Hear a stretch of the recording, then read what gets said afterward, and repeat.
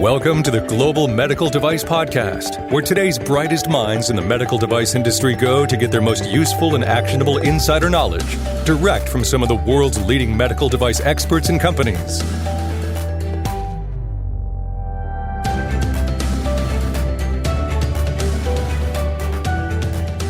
So as I'm recording this today, I think we've done something like around 250 podcast episodes, most of them on the Global Medical Device Podcast. And a few years ago, we did a series called MedTech True Quality Stories. But it's been so cool. It's been one of the coolest things I've ever had the opportunity to do in my career. You know, I get to talk to amazing people, hear about some amazing products and technologies. And you know what? I get to put it under the bucket of work. It doesn't feel like it most of the time when I'm doing the podcast, but you know, thank you all many of you have reached out to me and shared your comments, sentiments, and I'm grateful for all of you listening to the Global Medical Device Podcast. And recently it's become clear to me that there's an opportunity to sort of start to take, not necessarily in a new direction per se, but to bring in some new variety, some new context, some new perspectives. And joining me on this episode of the Global Medical Device Podcast is a glimpse into where we're going to be going in the future with the Global Medical Device Podcast. And so joining me is Etienne Nichols. He's one of our medical device gurus at Greenlight Guru. He clearly has a passion for this sort of thing, and that was evident to me. And so I've reached out to him and said, "Hey, Etienne, will you be more involved with the podcast?"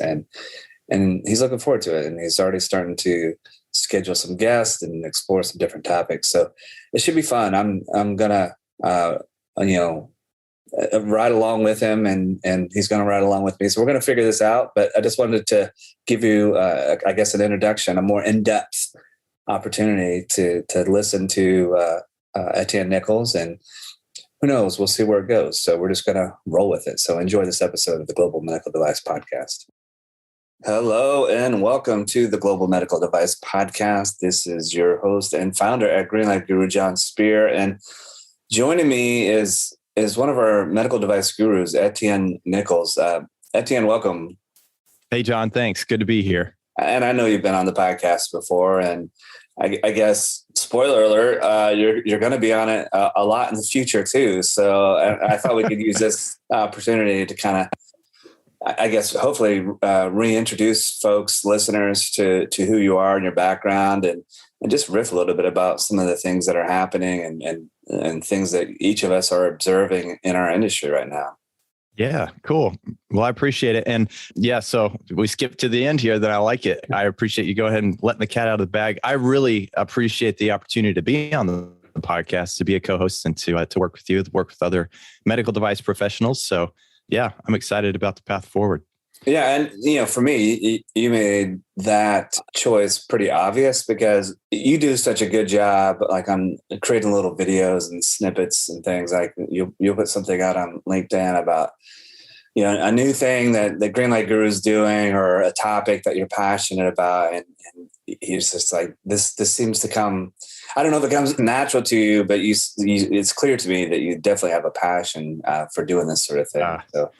Well, yeah, it's a lot of editing for sure. But yeah, it's interesting because when I came to Greenlight Guru, part of what kind of led me here was the desire for things to be better, you know, as far as like documentation and so forth. And just coming here and seeing what, you know, Greenlight Guru is doing for the industry. That's really what fuels my ability to go on LinkedIn and post those things, even when I'm thinking, okay, what's somebody going to think of this? But no, if this helps somebody, it matters. And so it makes it a lot easier. Yeah. And, you know, that spirit that you just described, or that thing that interests you about our industry. I mean, I think we have a special team at Greenlight Guru first and foremost, but definitely, I'm especially fond and appreciative of our medical device gurus. And, you know, for those listening who may not know, Greenlight Guru, you know, of course, we are the only medical device success platform for the medical device industry, built by actual medical device professionals. But part of what makes our team special is we have this thing we call the Guru Edge.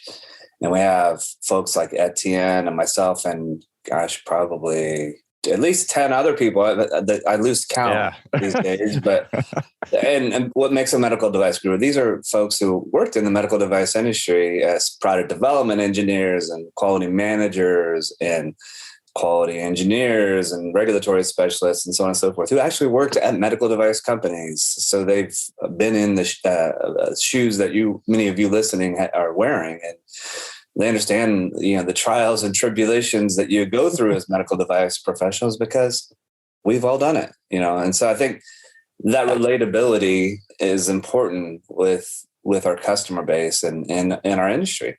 Yeah, it's funny that you say that, because as you were talking, I started to think, we kind of bear in our body the battle scars of certain, situations. When I'm going through the software, sometimes, we have the quality events portion of the software, and different people like different examples from those, whether it's nonconformance or Kappa. And if they let me pick, I typically say, well, if you're going to let me pick, let's go with Kappa. I probably have the most trauma related to Kappa, so we can we can do that. But yep. Well, I mean, we've all seen things in our career, and this is the other cool thing is like no one guru has all the answers on our team, self included. And I know a lot of people are like, oh my gosh, I bet you've been through. I think no, I have no experience with that, zero. But I know somebody who does, and so I'll send a quick note. We use this internal messaging tool called Slack. We have a channel just for our gurus. I'm like, hey, who knows about this? And sure enough, within minutes, somebody knows. And that's awesome. So to have that expertise. I mean, I've said this kind of jokingly before, but I think it's probably true. I don't know how to measure it anyway. So we'll just leave it as something out there that maybe somebody can investigate for us. But I think there's more medical device experience at Greenlight Guru than at most medical device companies. It's really impressive to me. Not just, maybe one of the ways you could quantify that is, most medical device companies are very pointed in a certain specific area, whereas at Greenlight Guru, it's a wide swath. You have electrical, mechanical, the software, just so many different things, packaging, experts, production, labeling, it runs the gamut. So I'm very fortunate to work here. It's exciting to get to learn more of these things too, by almost by osmosis, being with some of the other gurus. No, it's fascinating. When every time I get to interact with one of our gurus, like, all right, there's an old saying, and I usually butcher these things, but something like, it's surround yourself with people who are smarter than you, and I'm very blessed because I feel like we Greenlight Guru have done a good job of that.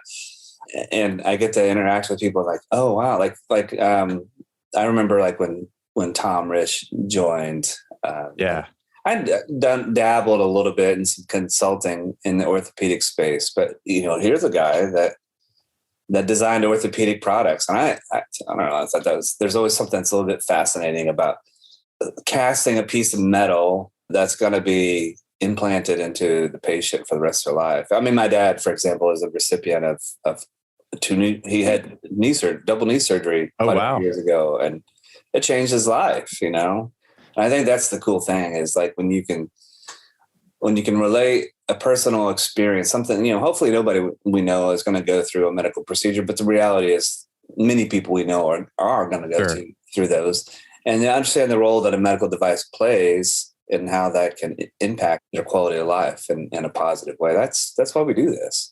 Yeah, 100%. I had a coach at the gym who was getting a double shoulder replacement. Well, one shoulder and one partial.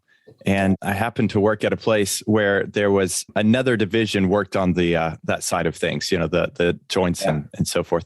And so I was actually able to go over to that side and say, hey, do I need to make any recommendations? Just talk to the director of product marketing on that side. And they said, well, there's some good things happening. And they talked to me about a few of those things. It's just when I hear about those and get to kind of expand my horizon, it reminds me that the future is bright. A lot of times we get sucked into the news and we're worried about so many different things, but really there's just working with all these different companies now, it really does remind me that the future is bright. So I'm excited about all the different ways the medical device industry is going to be improving our lives in the future.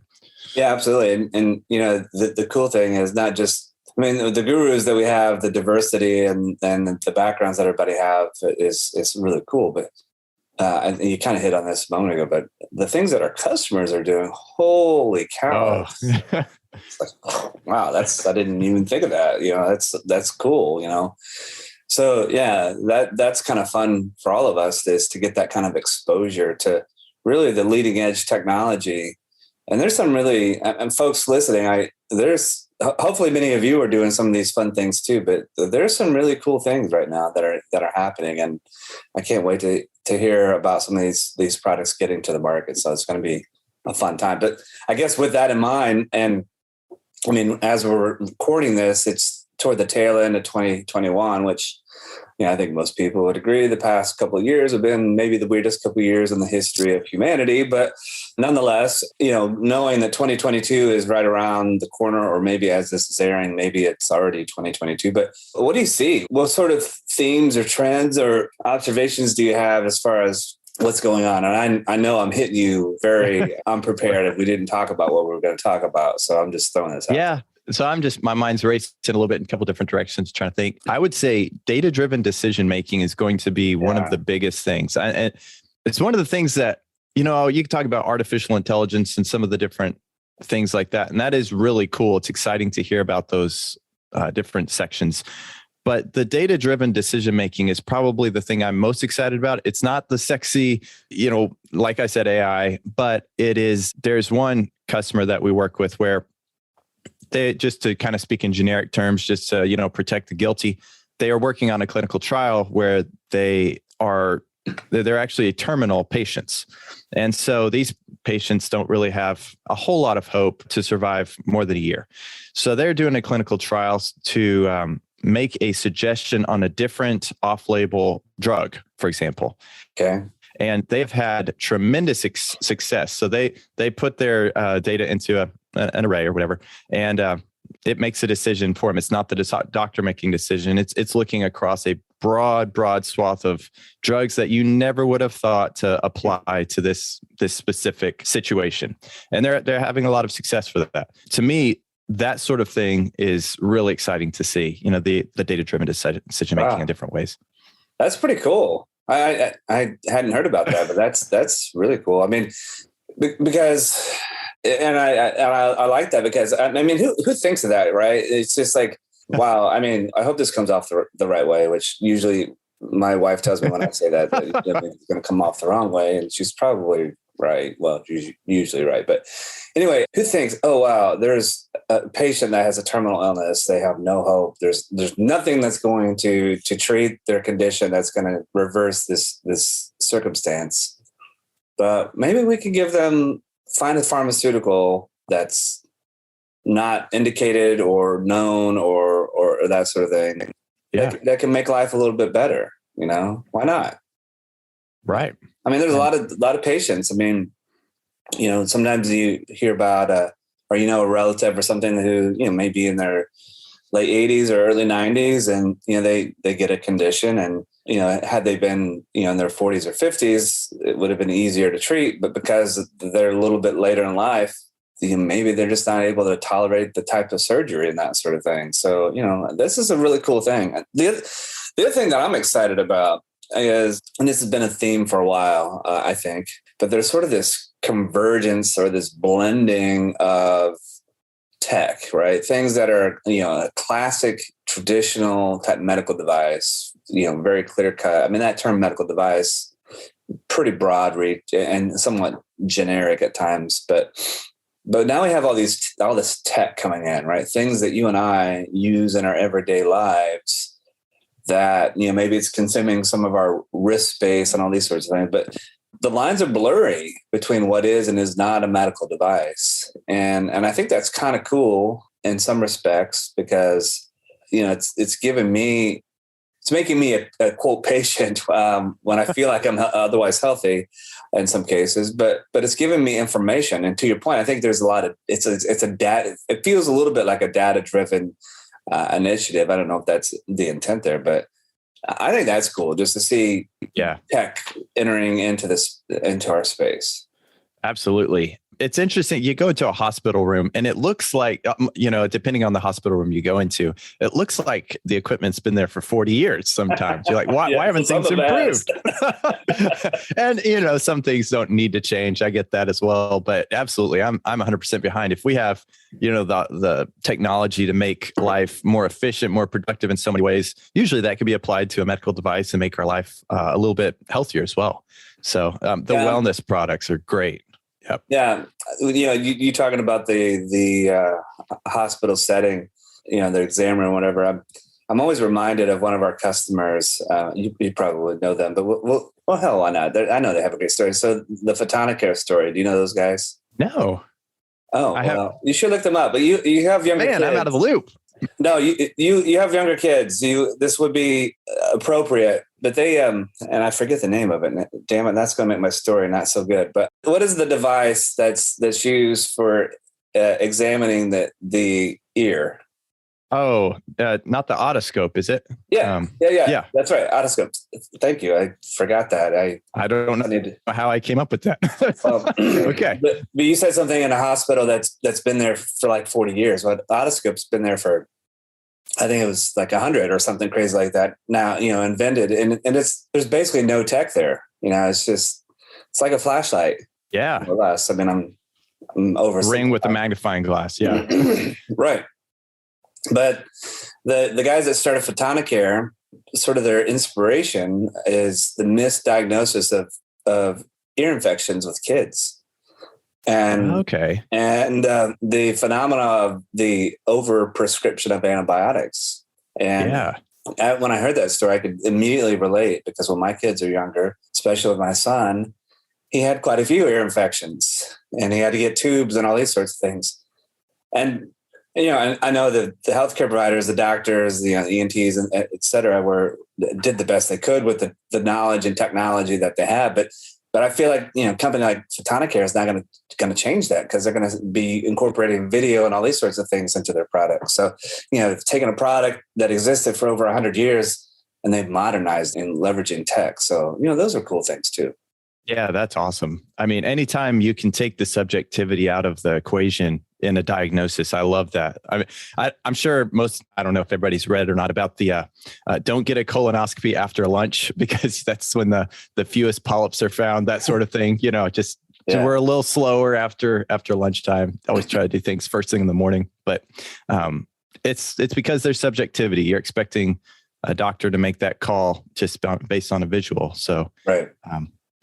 That's the more data that can be behind a decision. I love that so much. Yeah. So you mentioned the wearables. The wellness industry is, I think, going to be affected and impacted as well quite a bit. And that's exciting to see, because preventative care, there's not a whole lot of emphasis placed on it, but I think that there's a lot of space there for improvement too. So. And I think, the classic wearables are something that you wear on your wrist and resembles or is incorporated into some sort of watch or something like that. And there's certainly quite a few products there in that area, but I see other wearables becoming more commonplace. And I think, like the pandemic is also creating some opportunity for innovation, I think, especially when it comes to healthcare. I mean, pre-pandemic, it's not like telehealth didn't exist, but sure. I think it was less common. You probably, especially, like I live a little bit more rural. Telehealth would be, a huge benefit to a lot of folks who are rural in different parts of the country, because, we're restricted. We're sort of homebound, or homebound more than maybe what we were a couple of years ago. So I see wellness, to your point. I see telehealth being another area that's going to grow. Yeah. And products that are more home use, I could see that growing, which, there's other challenges with that. Sure. Absolutely. So the home use, that's actually one of the company that I was working for prior to coming to Greenlight Guru. They were working on a drug delivery product. And the goal was to prevent or kind of help patients who had to go into the hospital have an infusion, to allow them to have the freedom to do that at home. And it's really cool story on their side. And it's really exciting what they're doing over there. Just things like that. It's really neat to see. I was at a conference actually I started to say last year. You mentioned 2022 and it's in my head. I'm like, is this 2022? No, it's still 2020. For me, it's 21 right now. Yeah, it's still 21. Got to talk to an inventor. I don't know. He's an interesting guy in a lot of different ways. And he's working on and has got the funding for and has a working prototype of a continuous glucose monitor that's non-invasive. And he got the idea because his wife nearly died of diabetes and some things like that. So he said, man, we need to be following this all the time. And I just love that stories of people scratching their own itch, saving. And he used that multiple times. It's like, I saved my wife's life and I saved my own life because it turns out I was headed that direction as well. So I just think that's super cool to hear those stories as well.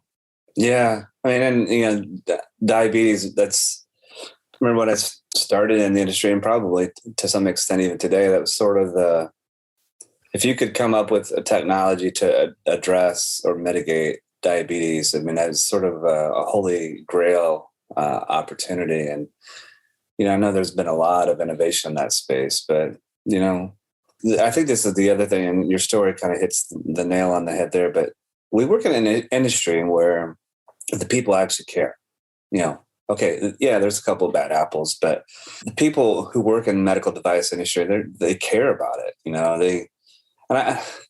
And I hope other people in other industries also care about what they do. But I just feel blessed to do this. And I'm not going to retell this story because you've probably heard it before, and plenty of other people listening have heard it before too. But there was a moment and I'm glad it happened early in my career, where I had a light bulb moment. It's like, oh, this is why I'm doing this. And I think, a lot of medical device professionals, they kind of have their own light bulb or epiphany moment where it's like, oh, okay, now I get it. And then once you get it, you can't unget it. It's like, it's contagious in a good way. Yeah. It's like there's a line that's been drawn, and anything on the other side of that is, you don't want to go there. Yeah. I had a similar in college, maybe a similar situation. Not necessarily, I wasn't in the medical device industry yet, but I think it's when caring about medical devices sort of popped up. My brother had some issues that landed him in the hospital, and we were very concerned that he might not make it. He was there all summer long, but at the end of the summer, he said, "I got to get back to college, so let me out of here." And so he just muscled through. Is an impressive guy. A lot of respect for him, but. Fast forward into my manufacturing career, I would go out to the manufacturing floor if we had a rush order or something of, it was neurosurgical equipment. It was a stereotactic surgical equipment that they used.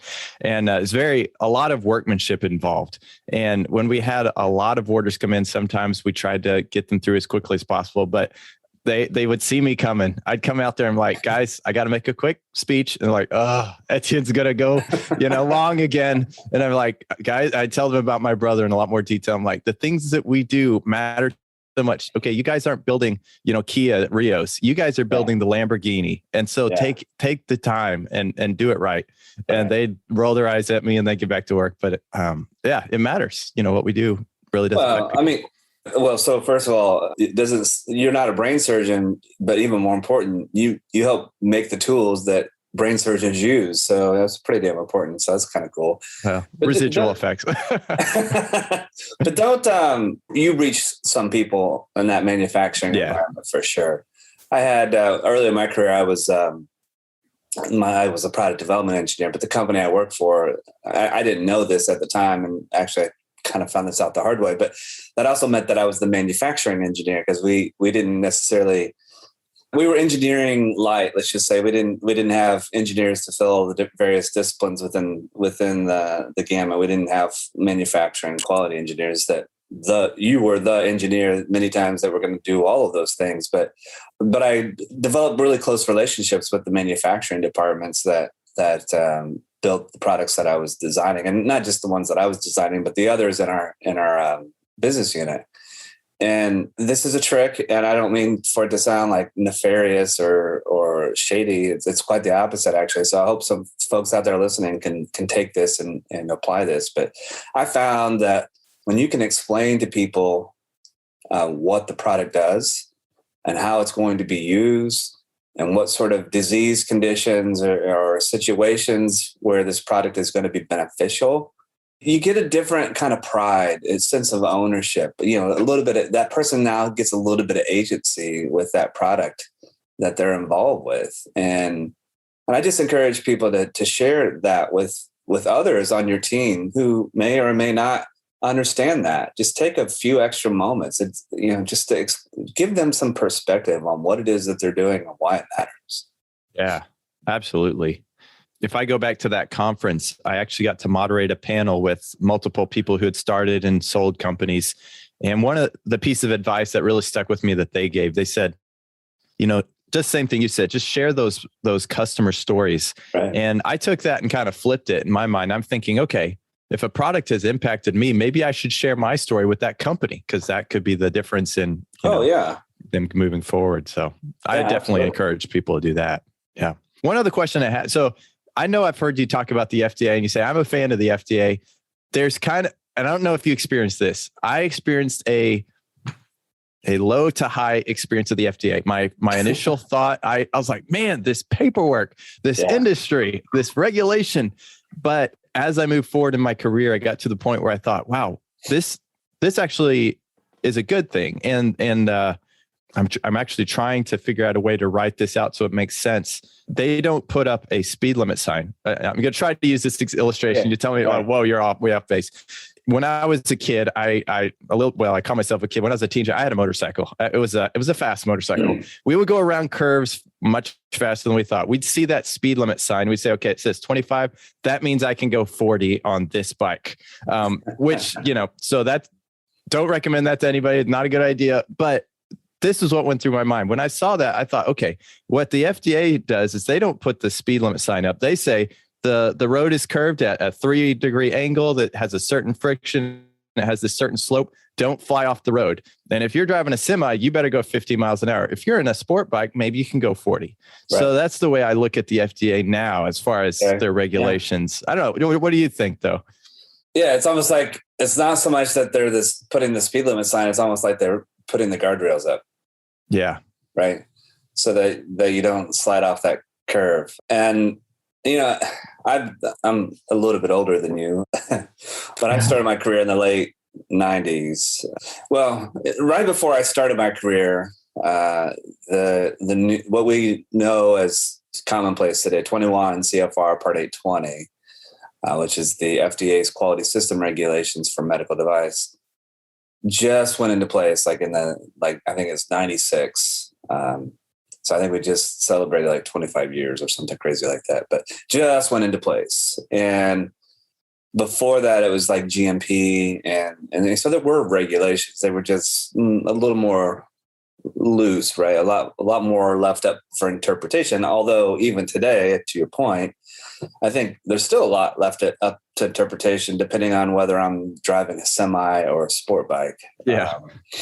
The industry was I was coming into it. The industry was kind of like grumpy. Like they were like, I can't believe the FDA is putting all this enforcement on us. And so I think that was sort of the tenor, the theme there for a while. And there was not a interactive, collaborative type of relationship between industry and FDA. And both sides are guilty, frankly.